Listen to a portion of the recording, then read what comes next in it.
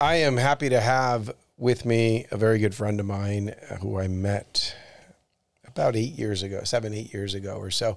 And we've gotten to know each other pretty well. And he's got a good story. It's been covered many times. There's press out there. You can read about it. And so we're just going to touch on it real quick because it does give some perspective for those of you who haven't met him or heard of him before. But his name is Eric Malka. Eric, welcome. Good to have you here, my friend. Thank you, man. It's been 7, 8 years already. Yeah, we were in a forum together in EO, Entrepreneurs Organization. Yeah.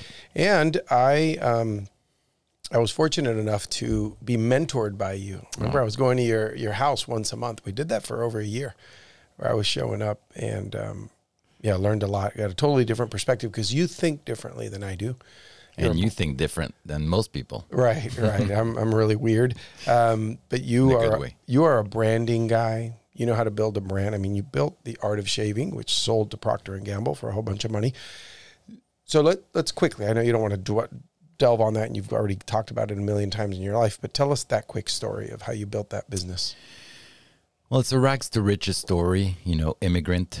I arrived in New York City in 1985 at the age of 17 years old as an undocumented immigrant with $100 in my pocket and relatively no formal education. Through trials and tribulations, I became an entrepreneur and built a few companies before I started The Art of Shaving in 1996. So figure 11 years after I arrived in New York City. And 12 years later, I sold that company to Procter Gamble. So 24 years from a Greyhound bus to strategic acquisition by the largest consumer goods company in the world. That's a good story. Not a bad story. It's pretty good. That's why people want to hear you speak and hear other things about your life. And we're going to dive into more of those things in your life.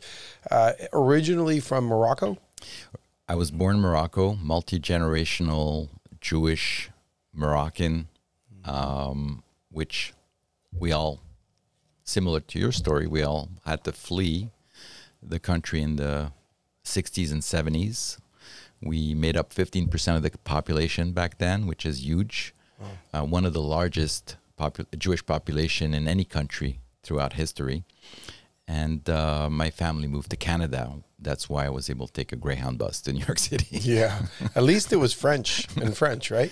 That was Moroccan Jews either went to Israel, France, or Canada because of the French culture or the Jewish connection. Yeah. So you grew up in Montreal. From what age to what age? I was 9 when we arrived, and I was 9.5 when I froze to death. And I was 17 when I left. So. You went down to New York. And you've been all over the place. You lived in Puerto Rico for a while, right? Yeah, so I lived in Puerto Rico from 1987, I think, 88 to 93. Yeah, 5.5 years. And you speak Spanish? Si. See? All right, good. At least you got that down. So what's was The Razor's Edge, you wrote this book, and was that the first book you've written? Well, it's the first real book I've written. I've written a coffee table book about the art of shaving to teach men how to groom, but it was more of a picture book with fun information. So this is my real first book. And why grooming? Why is that a big deal for you? It's not at all. I mean, I do believe we need to groom. That's part of being a good member of society. Yeah. But shaving was not a passion for me. A lot of people get that confused. I was agnostic. My first business was in surfwear. Second business was in government contracting. My third business was in the music distribution. My fourth business was in shaving. I was looking for opportunities where, I would build a great company. It didn't really matter. It was what's in front of me. And that really is part of my core principle, that ideas are pretty simple. It's really in the execution that you create the magic sauce. So if somebody says that you got to go with your passion and work in your passion, you hear that a lot. What do you think about that? I'm torn about this, and I don't want to tell people yet. I think it works for some people. It doesn't work for others. I pursued my for me, it depends what your goals are.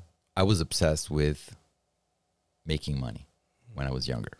I mean, I'm not going to sugarcoat it, right?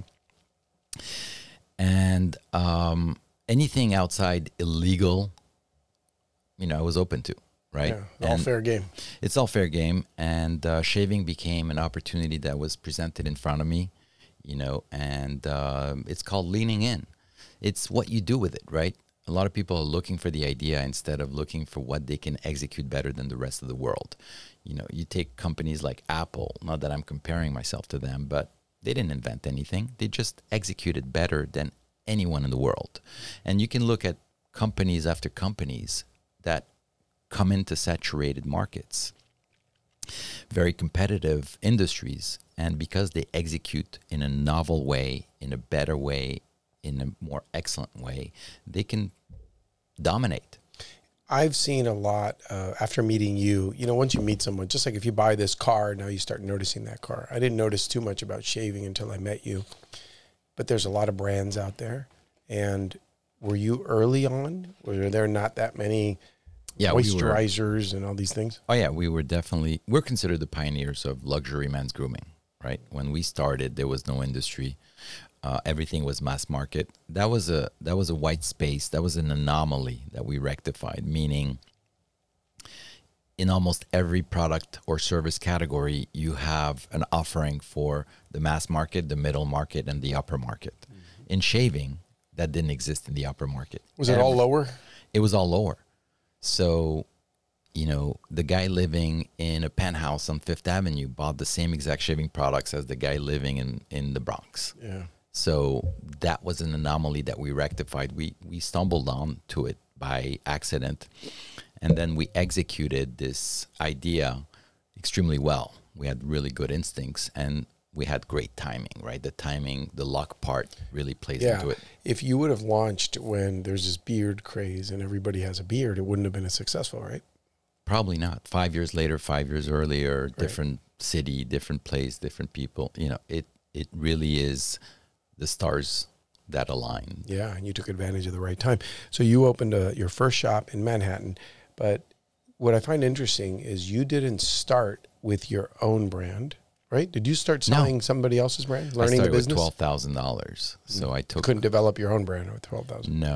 No, we could barely open a store with $12,000. We did that because we didn't know we couldn't, right? The reserves were used up. We didn't realize it was impossible, so we actually got it done. Yeah. So, no, I was able to get products from my job, which sold these types of products from England, and that's how we got our start. It only takes a little bit of flint, right, to create a wildfire. Yeah. I've seen young entrepreneurs who think they have to start massive. Yeah. You started learning a little bit about that industry in a job, right? And got products, and then you started your own store. Yep. Were they branded as your own care products or no? Not at all. So you didn't even have a brand. You just had my brand was, we had a service brand. It's called the service brand. It's the name of the store. And eventually we transitioned 2 years later to put that brand onto the box and products. And in the beginning, was there a barber chair? Were you guys shaving people? No. Oh, that came later? The first store was literally 200 square feet. Wow. Imagine 10 by 20. So, no, we didn't even think about putting a barber chair. We did an event 6 months after opening that little store where we put an antique chair and shaved customers for 3 days, and that became that went viral.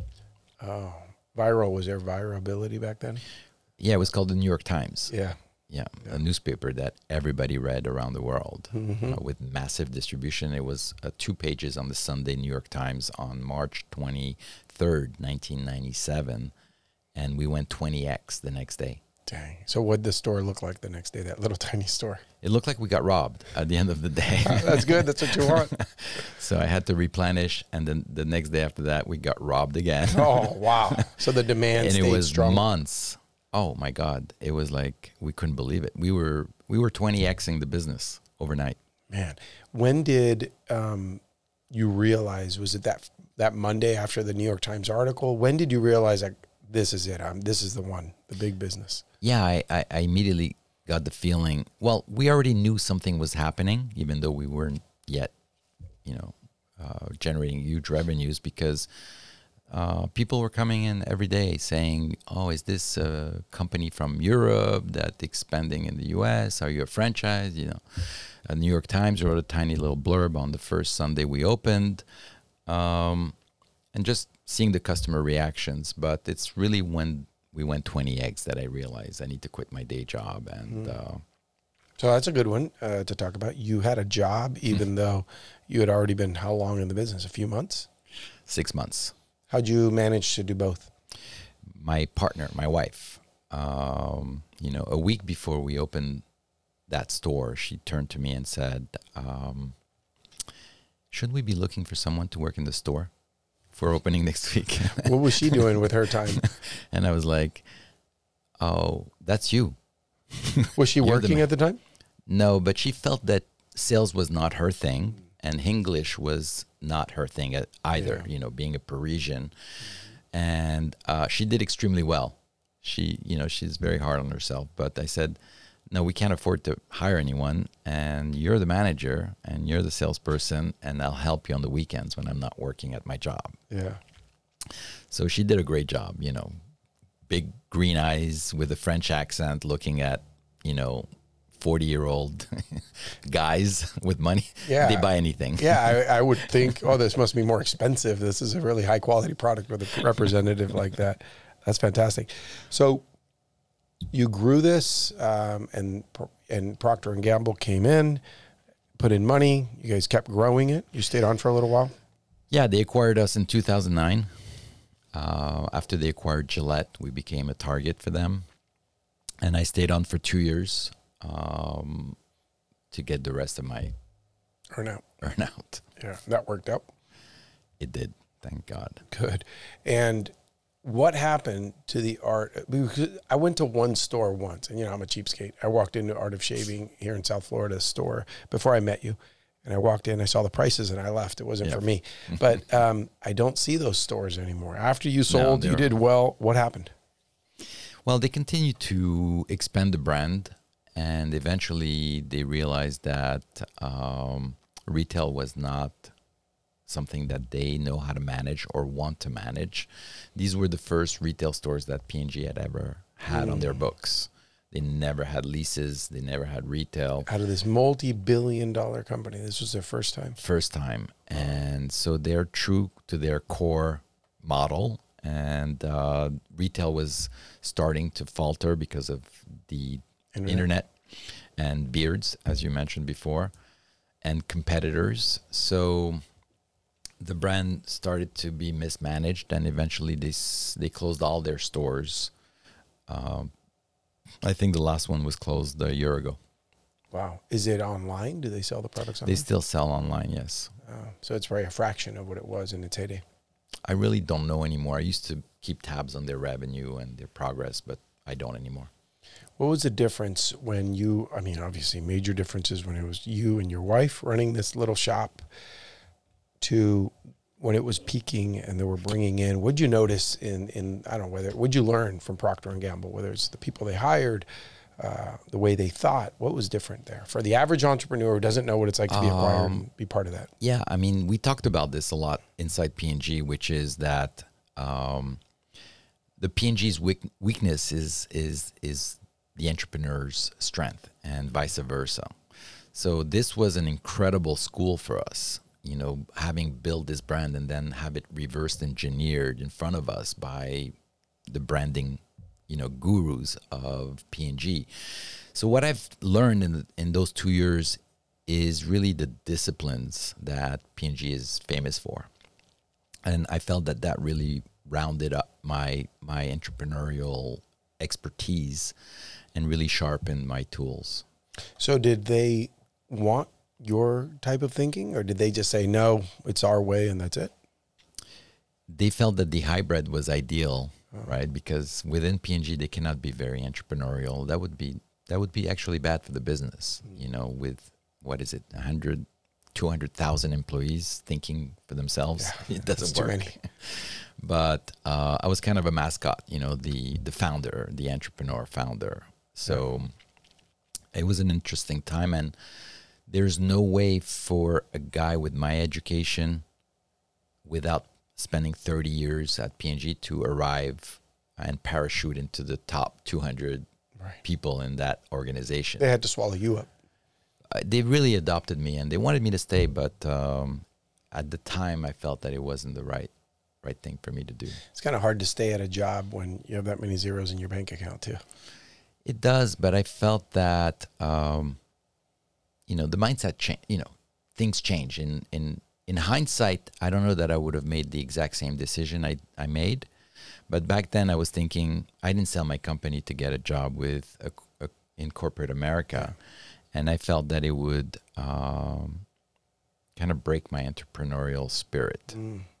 But in hindsight, it could have been a good way for me to transition from selling my business to my next, transition in my career. Hindsight. So exactly. Let's see. What did you do right when you sold that business? What was it like when you were out and the money was in the bank account? Like your earn out was done, everything was done. What was that next week like? Well, the next day I woke up and I was like, really, I had no idea what I was going to do with my life. And as I talk about in my book, I heard my baby cry from the other room. And that was the reminder I needed at that moment, that the universe had presented me with a unique opportunity again, which is that, being there for my kids was really my mission at that point. I didn't have to worry about work like a lot of dads do.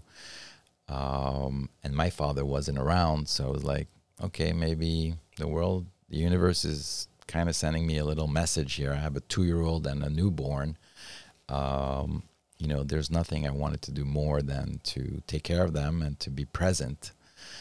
So I started to develop my priorities. I look at everything like a business, right? Like what's my vision and where am I going with this? What's my strategy? And I realized that my 3 occupations at the time were my kids, my health, and my assets, right? So that became that's what consumed my time for the next few years. And that makes sense, because when I think of you, those are 3 things I do think about. You're at home a lot with your kids. I saw that over the last many years.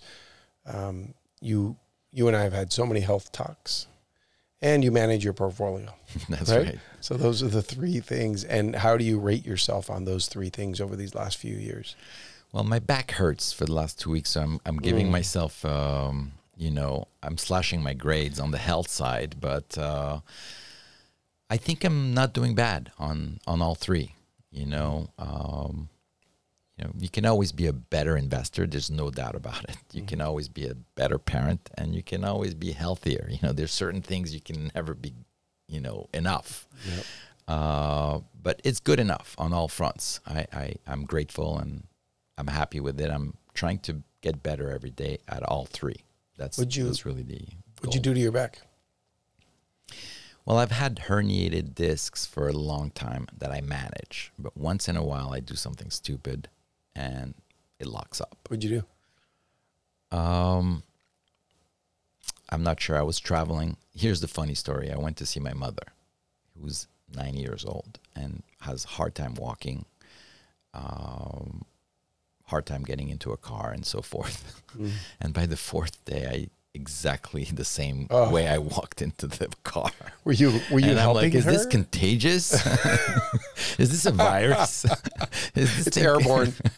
So I have, I'm into alternative health, and sometimes, they go a little off the rails, and my acupuncturist said that it was, I was taking her pain and this and that. Oh boy. I'm like, dude, it's tennis related. Okay. Yeah. But were you in any way like trying to help her, and you were uncomfortable and bending down?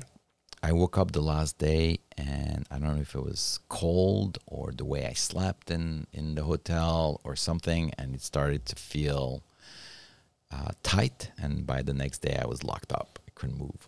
It's lower back. Yeah, that's a tough area.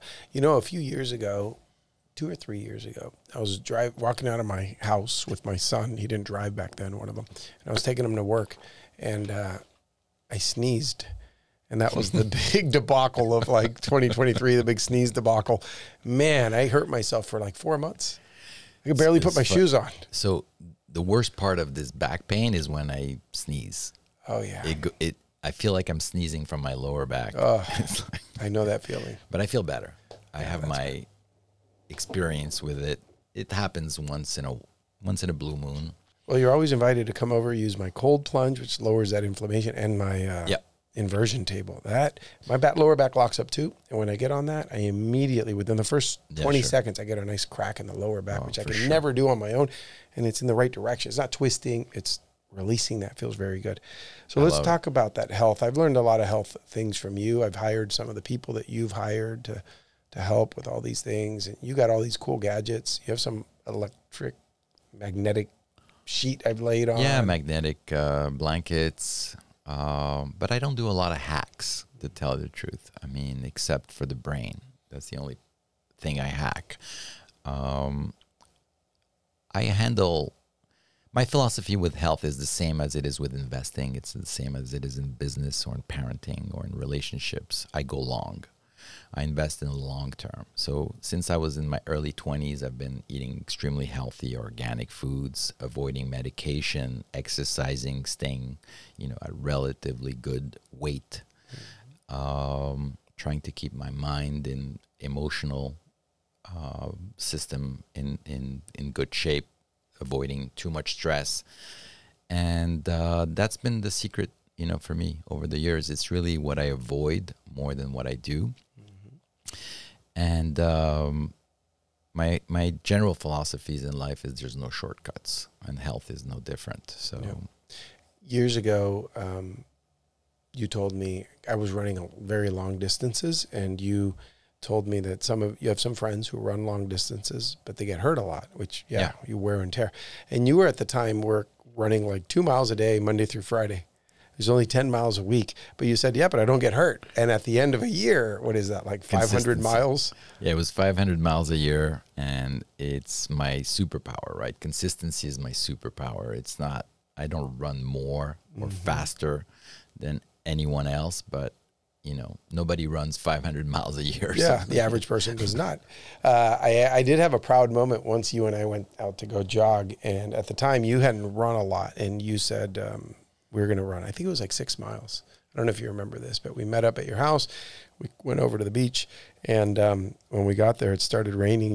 And you told me, you go, well, I guess we can't run. It's raining. I said, what are you talking about? Of course we can run. And we went and ran 6 miles. Those are the best runs. Yeah. Yeah. It feels good. And it's refreshing. We're down here where it's hot anyway. So. Oh, you're sending strong message to yourself when you lace up on a bad day. Yeah. Yeah. One time I run at this park that's got hills because it used to be an old dump, but I like it. And one day the park was full of people running, and I had to do, 20 miles that day or something. And it started thundering and lightning, and probably not the safest conditions to be running in, especially on a hill where you're even closer to the clouds.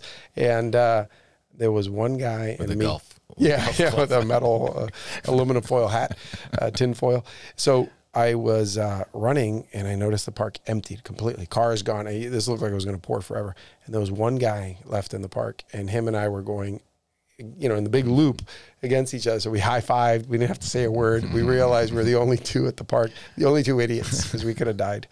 Actually, this part's not funny. At that same park last year, my son, who's a runner, knows a kid. They ran together. They know each other, and the kid got hit by lightning and killed at that same park. So now that I think, killed him. So now that I think about it, that was very dangerous and not smart. Florida's the #1 place for and I think strikes. Tampa is even worse. Yeah, that's like the capital of it. But Florida is bad. Yeah. All right, let's talk about. So you don't have to be in business. You don't have to do anything. You've done well. You invest it well. You study markets, and you've taken. Well, financially, that could be true. Mm-hmm. Oh, but mentally, you have to be doing something. I mean, just rocking on the chair the rest of my life. I'm going to live 3 months. Yeah, but you got your kids. You got training and exercising and all these other things. So you have started to invest in some companies. You've been doing it for years. What type of companies interest you? What do you like to invest in? What are you looking for? My sweet spots are companies where I can have disproportional impact on. And those usually are smaller brands that are not ready for professional investors. I'm a professional investor, but I mean VCs and private equity. In my industry, where I have a tremendous amount of connections, I can open a lot of doors, and I have a lot of experience and expertise available that these brands don't have access to. So, that includes beauty, men's grooming, and wellness in the luxury consumer goods category. So, brands under $1 million usually is where we play. Yep. And when you go into one of these companies, what are you looking to do? Are you looking to deploy some capital, but then advise with the CEO, the owner? Yeah. I mean, guidance is our number one investment in those companies is our strategic involvement. The second one is cash. So, we don't write big checks, if you will, but we bring in a lot of expertise to the table that really makes a huge disproportional impact on their ability to succeed. That interests me. What do you see?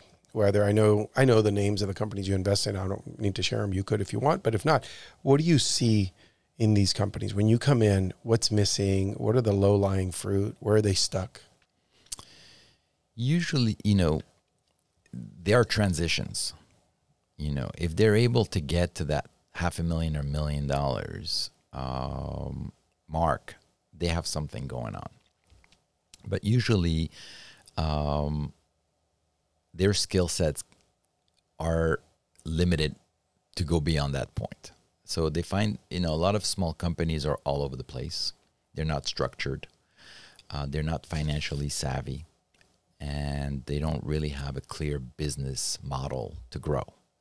So they get to a point where they get really stuck. Either they run out of money, they run out of runway.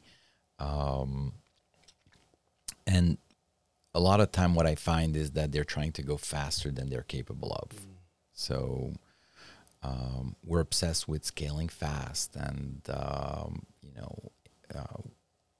entrepreneurs can be impatient by nature. Of course. And what I try to teach them is that urgency is required, impatience is a problem.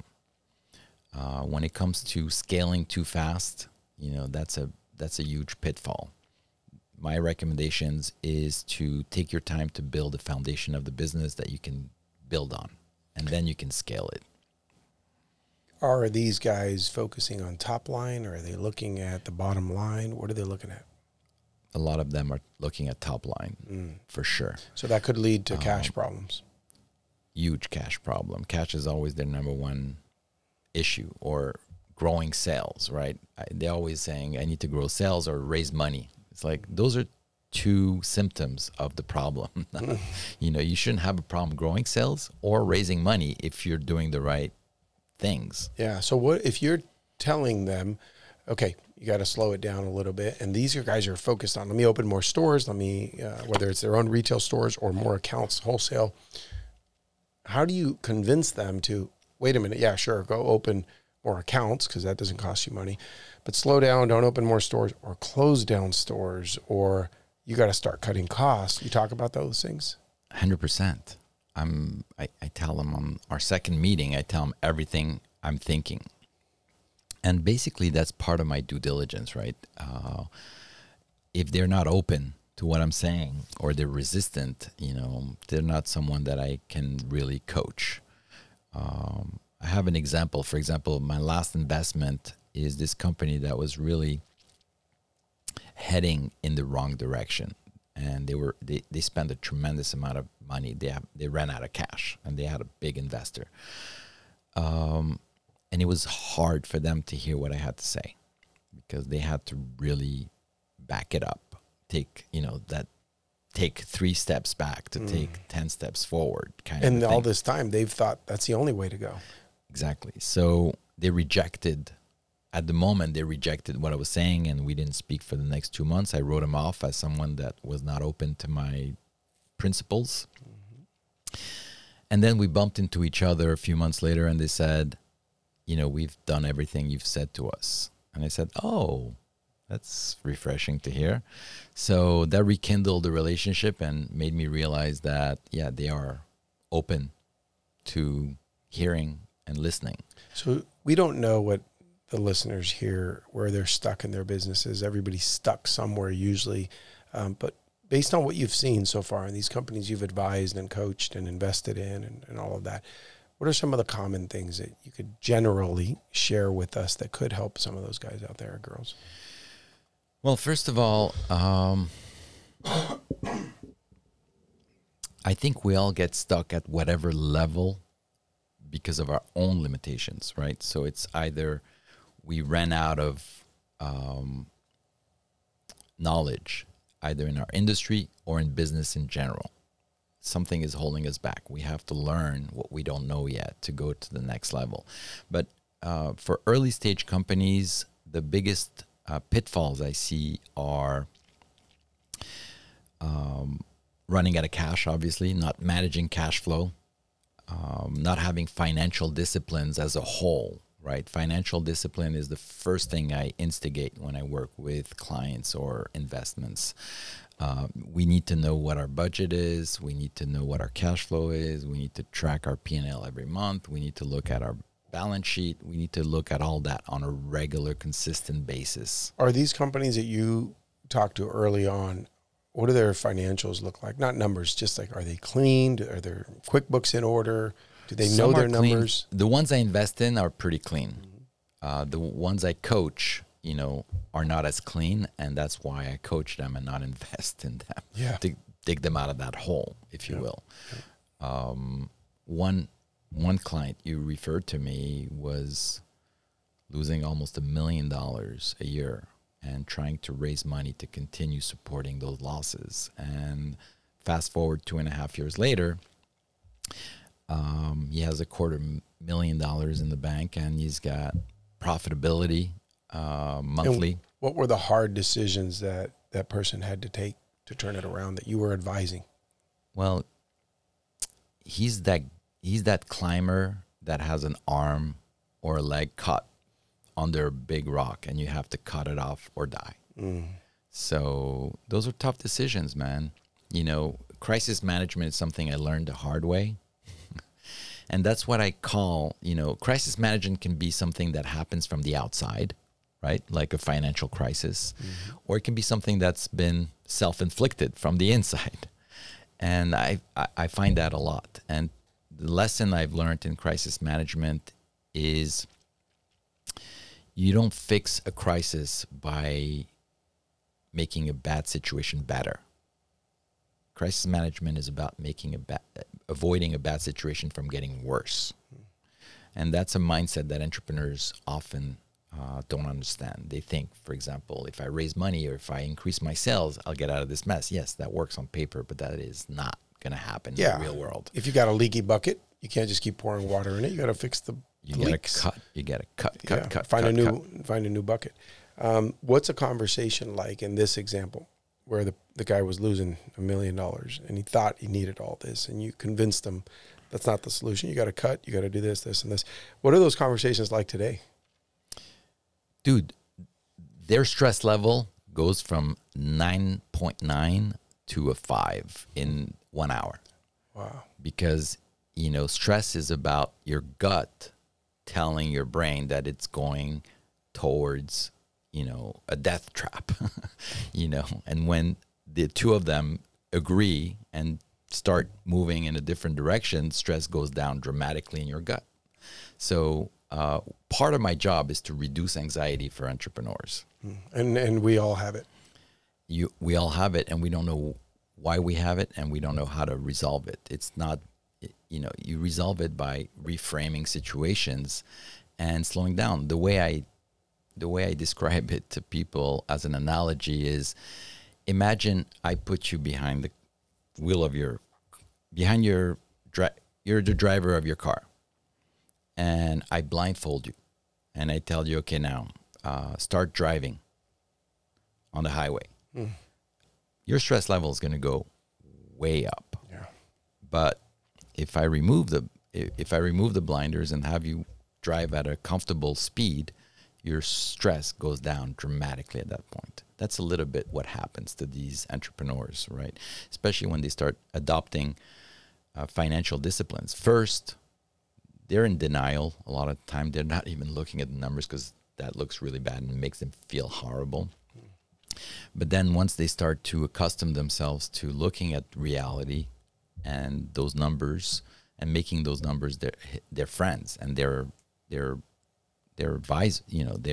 goggles, right? Their binoculars. They start being in control of the vehicle. They start understanding what they need to do, what the levers are, how they, what the pedals are for, and the steering wheel.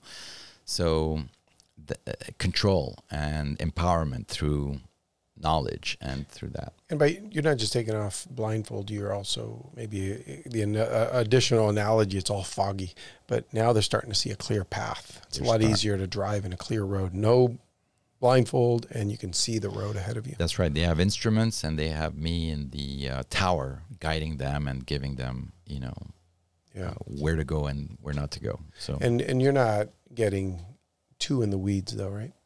You personally? More than you would think, but only when there's, a need for that to happen, right? The idea is to coach them. So as a coach, I need to teach them how to do what I know, not do it for them, right? Yeah. Because you are into, health, meditation, taking care of yourself. Do you ever get into that with the coaching clients? I know you're there because you know how to build very valuable brands and businesses and make money and all these things. But does it ever go beyond just looking at the P&L and making some... 100%. Yeah? What kind of stuff? Well, it trickles down all the way to the products. The products have to fit my ethos. And I've come to believe strongly that physical, mental, and emotional health is one of the greatest contributors of entrepreneurial success. Somebody that doesn't have their heart, their head screwed on right, they're not healthy physically, they're feeling emotional stress, it's going to have a negative impact on their business, and the opposite is true as well. Yeah. Yesterday I had lunch with a local guy here in South Florida. He's been a coach for years, and his name's Michael Dill. And he told me, he's in his 60s, so he's just, those guys don't have filters. They just say whatever they want. Yeah. I think he's 67. He just says whatever. And he said to me, I said, hey, you keep in good shape, I told him. And he told me his age. I go, phenomenal. You look great. And he says, yeah, I'm a coach. I have to. And I like that he said that. He goes, you imagine me being obese, showing up to a company and coaching their C-suite? I know nutritionists that are morbidly obese. Wow. I mean, that's the extreme to the example. Yeah. So, I never hired in my warehouse when I had a fulfillment center. I didn't hire fat people. Number one, it's hard to get up those stairs. It's dangerous. They weigh more. I want a lighter person. They're quicker too. And also, I don't want to be around someone eating cake all day, because then I might say, okay, fine, I'll try a piece, and I'll go down a slippery slope. So I want to be around that. So I'm glad you brought it up too, about you're going to do a better job coaching if you're coaching people to be the full healthy package. 100%. It's about mindset. It's 360. Being an entrepreneur is 360. And I'll coach you in anything I think you need to move forward, to expand, right? Mm-hmm. Was there ever a time in your life where you were not healthy, you weren't taking care of yourself? Yeah. What was that like? I mean, when I was very young, before I got into natural health, I was just... You're a chubby kid? I was a chubby kid. I was an extremely skinny kid later on. I had a swing of over 40 pounds from high to low, or maybe more. But I was, eating McDonald's when I first moved to Puerto Rico, drinking beers. I knew nothing about nutrition, and I was taught. And that changed my life, not only for my physical and health wise, but for my business. I brought that philosophy to all my companies of natural ingredients, and that philosophy lives in all of our brands. I think we need more of that in all brands. I hear, I don't know what one guy can do, RFK, he's moving toward making things healthier. I don't know how much he could do, but we have this problem in the world right now. And all the products that you look at. He's talking about it, which For the is first already, time. it's like, for me, that's like huge Yeah. that he's even mentioning these things. This has never been the talked pink about. elephant in the room for so long. For guys like me that have been talking about this for 30 years, I never thought I would live to see the day that our officials would have that kind of talk. Yeah, because there's billions behind it to keep allowing these big companies to put the junk in the food, right? 100%. You don't see this in Europe with as many chemicals and things, right? Not at all. If we just adopted the unhealthy habits of Europe, we would be 80% healthier. Man, in my industry, for example, little tidbit of information, 1,500 cosmetic ingredients are banned from being used in Europe. that are okay here. Only 11 of those 1,500s are not allowed in the U.S. Wow. So that's already crazy. And that's a result of lobbyists paying politicians to not ban it, to keep it alive. 100%. What a shame. 100%. Let's switch gears. You told me something that I think about every once in a while, because I'm the type of person that is on high alert for danger. What happened to you one time in New York? You know what I'm talking about?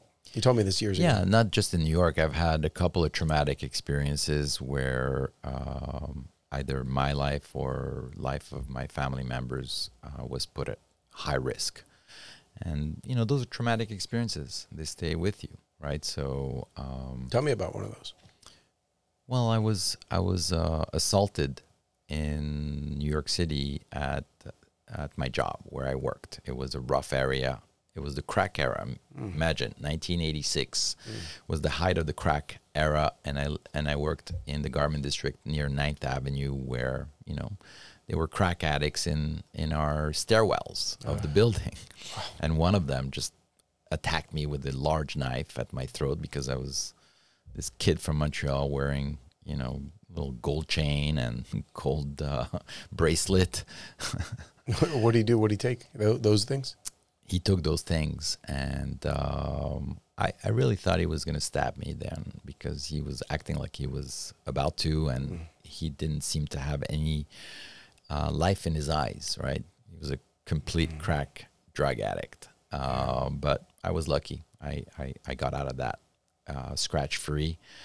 That made me realize that I can keep my cool under really stressful situations. When I was safe, that's when my stress was released, and my balls and my throat met for the first time. He could have cut your throat and castrated you at the same time. Yeah, exactly. But I thought he was going to stab me in the stomach many times. He had a big knife to my throat, and I got out of it because, you know, I didn't panic, and I got lucky. And does that translate to business? You had moments where where the brain doesn't know the difference. It thinks I'm going to die because something's going wrong. Yeah, we're all wired in different ways. You know, I have my weaknesses, I have my strength. I think one of my strengths is that I do some of my best work under extreme pressure. So if we're in an emergency situation, I'm the guy you want to be around, right? I'm going to keep a cool head, and I'm going to try to figure out how to get us out. Because if you panic, and I've seen people panic in those situations, your frontal lobe just locks up, and you can't think straight. Yeah, you make even worse decisions. And you're dead. Have you had to, with the guys that you coach, advise, invest in, have you had to walk them off those ledges? Have you seen them stressing out and not thinking clearly? Yeah. I have a new client that's very emotional and can't think clearly like that. But I've also reminded people that I coach how incredibly courageous they are. You know, when I see them being afraid in business, I'm like, dude, you jump off of mountains and planes and you do crazy stuff that most people would never have the courage to do. And then you're afraid of your bank balance, you know? Yeah, bring some of that over to the business So side. I remind them, you know, how courageous they are. So sometimes we think differently. You know, it's all about reframing, right? I think with age, we start reframing a little bit situations to our favor. Yeah. Right. You know, speaking of doing dangerous things, this wasn't meant to be a dangerous thing, but I wrote about this and I named you in my first book because it's a fear chapter. I have a fear of the ocean, and all my friends know that, or a lot of them do. And I had a scary moment, and you saw it, and you told me you saw the look of death on my face. And it's because we were in your boat, just you and I, and we went, I think we had lunch. We had lunch on the boat, and we hung out. We were in the bay, and there was a pretty good current that day, and it's a big moment in my life, man. I got to share it because you're here, and it was with you, and it was just us. And you said, okay, it's about 8 feet deep here, but according to the screen, it's really shallow right over there. So let's jump off and let's swim over there, and we did, and we both went, whoa, no, it's still deep here. And you said a little more, and we went a little farther. And a little farther, and then neither your face changed. Yeah, because the current was, we were going with the current, taking us away from the boat for one. Well, don't forget, I didn't know you. I knew the story, but I didn't know the trauma that you were under. Yeah, I was kind of blind to that until I saw the expression on your face. well, you know it. Let me tell you, you know it now better than my wife, than anybody, because nobody's ever seen me in that situation where I really panicked. Only because, and by the way, you were super calm. You were like, yeah, we'll go a little farther. And I remember, like, after the third, a little more, I look back at the boat. First of all, I see the current pulling us away from the boat, and that boat's getting farther and farther. And there's no shallow spot. We never found it. And I said, Eric, I got to go back. And you go, all right, go. And I started to freak out, and my muscles started to not work. I've never been in that situation like that. Yeah, I know. And you actually went under and pushed me up a little bit to hold me, to breathe a little bit, so I could relax, catch. I'm losing my breath right now thinking about it. And then I go, that's it. I'm going to make a break for it. And had to swim against the current to get to the boat. And yeah, that's when you told me, you go, dude, I saw your face. It was like death. Yeah, I'll never forget that whole experience. It was crazy. And then you were panting on the boat for like 30 minutes. Couldn't breathe. Yeah. Oh, that was. So if we ever do it again, I wasn't gonna let you down, bro. Yeah, I know. You went under. You held your head under so you could pick me up for a little bit so I could relax and breathe. So I appreciate that, or I would have died. So if we ever do it again, I'm going to have you jump in. And we're about the same height. I'll make sure you can. But now I know how to handle my boat better. I'm gonna park it where you're like 3 feet apart. Yeah, exactly. I want to go into the sandbar. Your belly button's not going to touch the water. That's what I'm looking for. That's what I want. I got you. Yeah. So thanks for not letting me die that day. I'm glad it all my pleasure worked out. Thank you. My wife appreciates it. I think. Yeah. My insurance policy appreciates that I didn't have to pay out all this money. I like to have a clean record on my boat, not to lose any of my my guests ever. Yeah, thank you. I like that policy. So, all right. Tell me some of the things that you have considered a failure in your life, whether it's business, personal. Before I go there, I want to tell you, like, people ask me all the time about fear, because I maybe I talk a big game. I don't know what causes people to ask me that question, that they're, am I afraid of anything? And I say, yeah. Well, let me tell you why I think someone would ask that, because I would think the same thing, except for I know you really well now, but because you're a cool cat. You're a very mellow guy. You're one of the most mellow people I know on the outside. Keep calm and carry on, for sure. Yeah. But my answer, they say, are you afraid of anything? And I said, yeah, I'm afraid of so many things. I have so many fears. I'm human. But I do it anyways, Mm-hmm. That's the logic, right? It's not how you feel; it's what you do with that feeling, right? Yeah, I'm afraid to do that, but if it's within the realm of rationality, obviously, I'm not talking about being reckless, right? I'm not going to jump off an airplane without a parachute and see how that works out. That's recklessness, but fears are not rational. My mother was asking me if I was not afraid to let my kid jet ski. 14 years old. I said, yeah, I'm terrified, but I do it anyways. You know, that's my go-to line. Yeah. Anyways. Yeah. Wanna... No, that is a good point. But yeah, you're fearful like all of us, and you probably would avoid, I don't know, a friend of mine hired some special guys. He hired a Navy SEAL, Delta Force guy. He hired all these people and invited me and like, I don't know, 9 other guys to go have a epic weekend of like struggle and hard work and all these things. And I was in. They made me the t-shirt and everything. My buddy Raul did all this. And we were ready to go. And then as we were getting closer, a few weeks before, he goes, hey, one of the nights, we're not going to sleep. We're going to be in the Everglades. Yeah. And I go, wow, that's rough. Okay, cool. And then he said, and we're going to swim in the Everglades at night.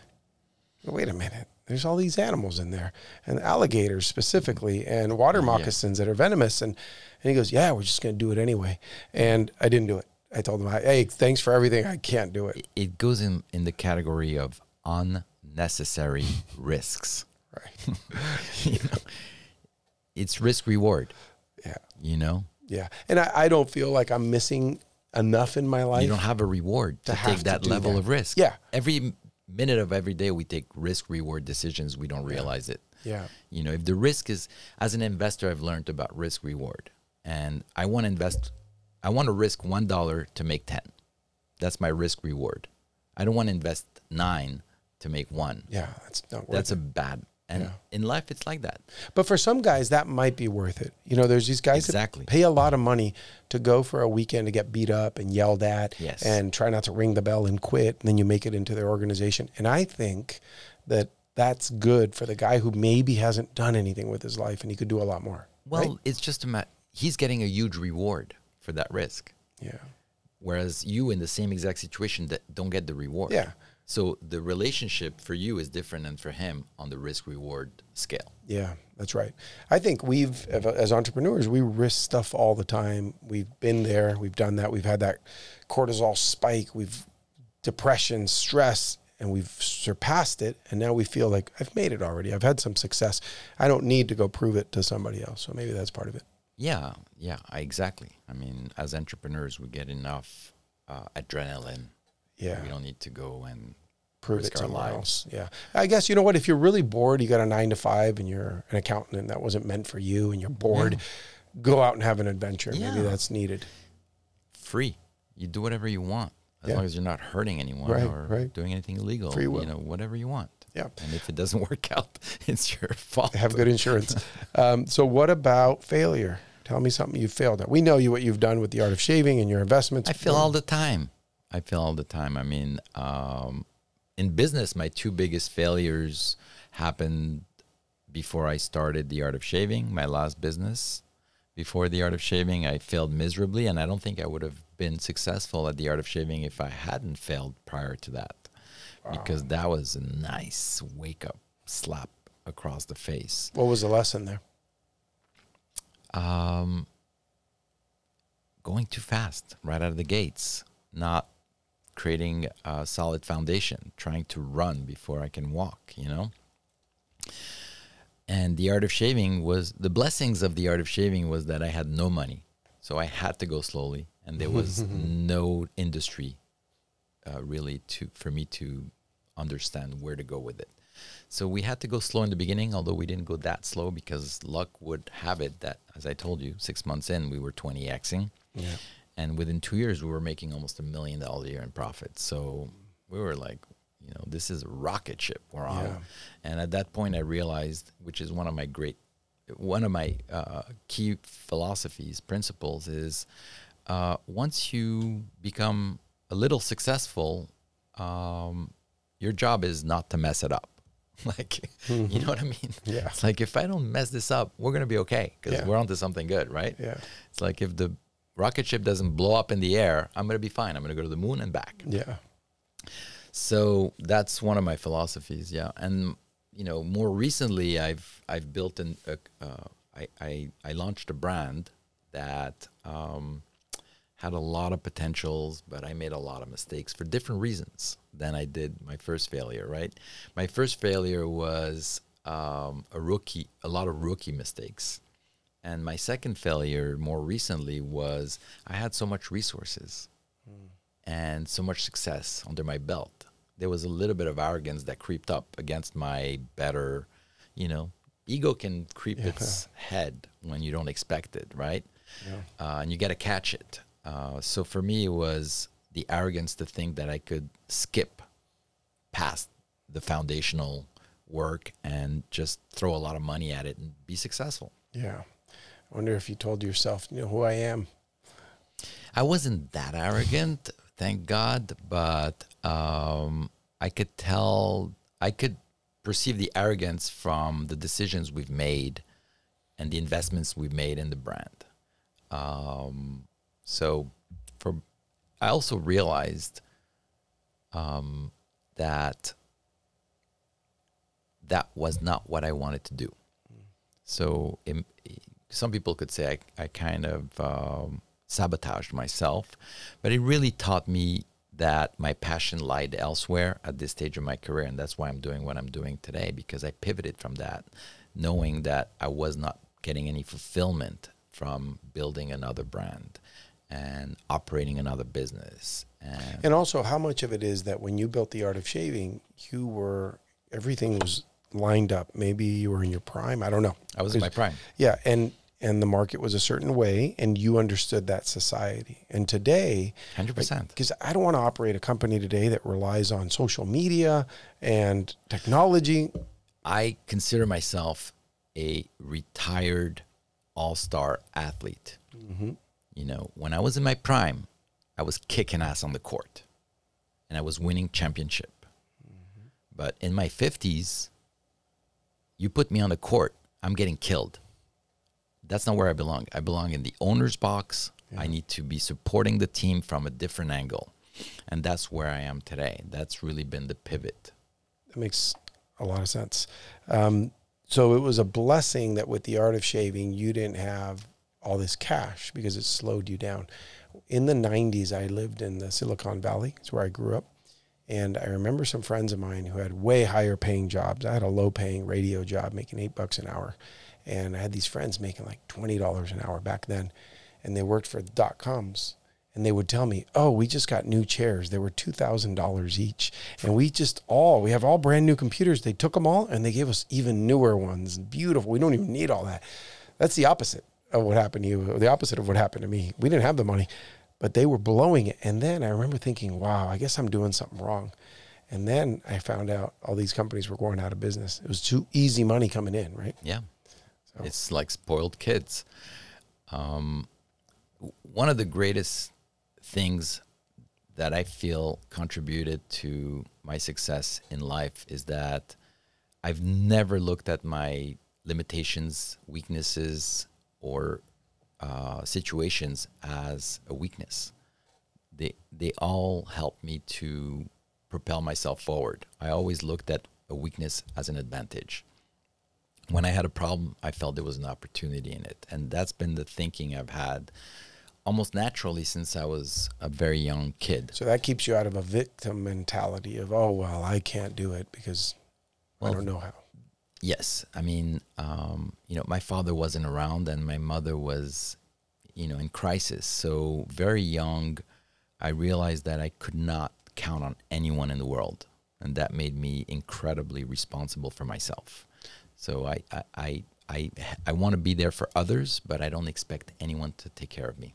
That might be a dilemma for entrepreneurs who have had a lot of success, and then maybe we make it too easy for our kids. I know that's a common thing because you had to struggle. I had to struggle. What if now we made life too easy for our kids because we don't want them to struggle? You just said that struggle has made you into who you are, right? Yeah. I mean, I can't speak for all the parents. I think my kids have a life of privilege. I don't think they're spoiled. I don't make it easy for them. And I think they're pretty tough skin. So time will tell. Mm-hmm. And my philosophy is that Whether you had it hard or easy, life will teach you the lessons you need to learn when you need to learn them. Oh, and it's going to get hard for everybody. For everybody. Hard. Yeah. So you and I went to a dinner a few months ago. I thought it was pretty neat. It was a bunch of guys and some girls, mostly, I think pretty much all of us, or maybe almost everybody we were there to talk about exiting a business. Yeah. And you want to share something, obviously we don't say names, but some of the pitfalls that we might see, whether it's depression after a sale, what happens first after of you all, make all that? A lot of M&A deals fall through. A lot of people trying to sell their companies don't sign the deal at the end of the day because of greed and fear. So I would love to help more entrepreneurs who are in the process of selling their business in the next 12 months to prepare them mentally and business-wise to achieve the best outcome. Because that is what this is like, you know, when I was asked if I wanted to sell my company, it was like my dream come true. And then I realized in a second, I'm the starting quarterback in the Super Bowl, and I've never played football before. You know, that's the mindset. That's what came to mind. Like, what am I doing here? So you're against professionals, and unless you're an entrepreneur that was trained in mergers and acquisitions, you're really at a disadvantage. Mm-hmm. It's like a rookie playing with pros. And this was your first time exiting a business, and it was at a big level, right? You didn't have exits before that? No, I raised money twice, but I never had an exit, of course. Wow, and you went from not a little exit. You went from nothing to a massive exit. That's tough. Yeah, I mean, 12 years from our kitchen table to being acquired by Gillette. I mean, that was crazy ride. Huge. So if someone fits the bill and they want to talk to you about coaching and advising them in their company, first of all, remind us what type of company you'd want to talk to. Coaching, I can coach any business. I only invest in businesses within my industry of beauty, men's grooming, and wellness, because that's how I reduce my risk, right? Mm-hmm. For my investment. Yeah. But coaching, you know, my skills and I try not to be a technician or an expert in anything. What I do is I develop expertise and wisdom that can be applied to anyone at any time in history, right?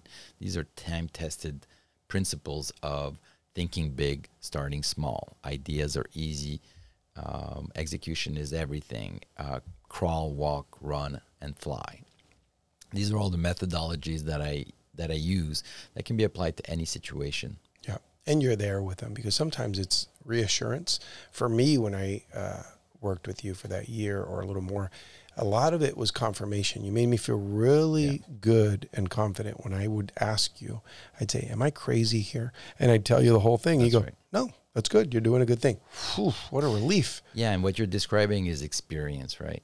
Like you can be smarter and stronger, wealthier at 20 than I am at 50, right?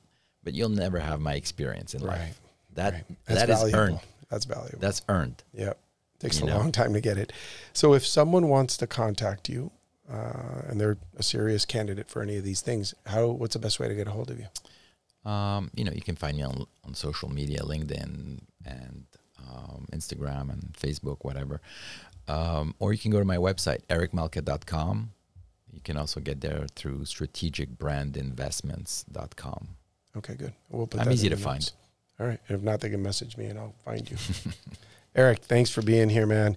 You're a great friend. You've always given me great, not just ideas, like telling me what to do, but just good perspective. And I've seen you, we've been in forum together for so many years.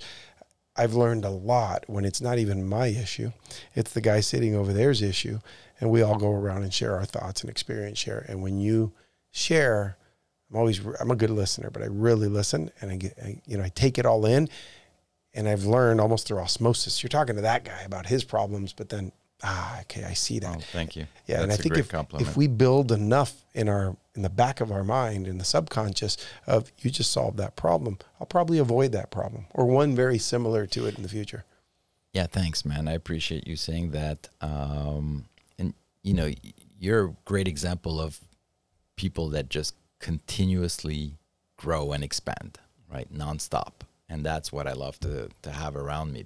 You know, mastery is what incremental improvements on a daily basis. And that's what we need to do as human beings. We don't need to be perfect or great. We just need to do a little bit better tomorrow than we were today. That's it. So there you have it, guys. If you want to talk to Eric about having him work with you in your company, you know how to get a hold of him. EricMalka.com is one of those avenues. Eric, thanks for being here with me. Thanks, man. Have a good day. Appreciate it.